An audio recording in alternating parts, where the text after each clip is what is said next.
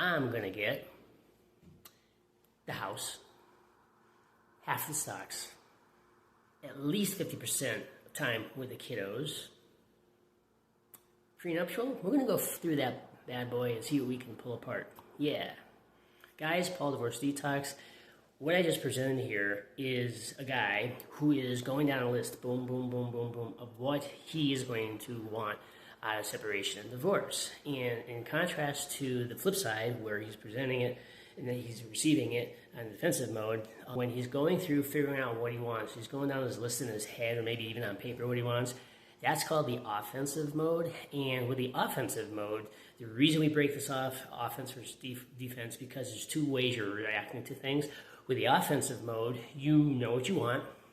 You have an idea of how you're going to get there. You may not have all the answers, but at least you know you're going to go through this. You are going to pull the trigger. You're going to initiate the separation divorce because your partner, your spouse, what have you, hasn't said anything to you or triggered it. So you're on the offensive side because you are now presenting to them that you want out, and they're going to figure out the details, and you're going to go through and figure out who gets what. And once you make that announcement, remember, guys, you present this to your other half.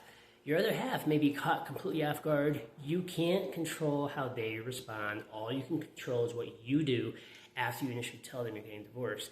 And the reason I mention this is important because things can escalate very quickly depending upon your relationship, personality types, the history, all that jazz.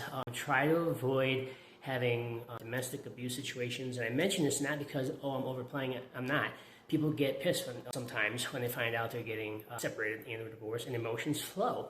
And this is why with Divorce Detox, we say to people, check your emotions, check your mindset and your heart set when you're dealing with these conversations. And so if you do initiate divorce and you're saying, I'm on the offensive mode, just be prepared for various reactions from your other half. And you may know how they react in the news. So just be prepared to have that. Also be prepared for the unknown, because you may not know. They may react in a way you've never seen before, unleashing the wrath on you like you never even anticipated. So just be prepared for that.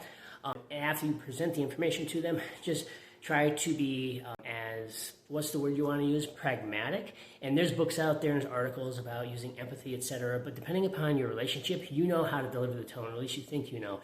Pursue that route. Go with what your gut feeling says is correct, and go from there. And so as you're starting to present the information, again, be prepared. Also, if you have kiddos involved, just be aware that the other half gets this information, you want to divorce, and things may start flying names. I want this. She may or he may react differently based on your scenario. So again, offense versus defense, two very distinct approaches and responses to divorce.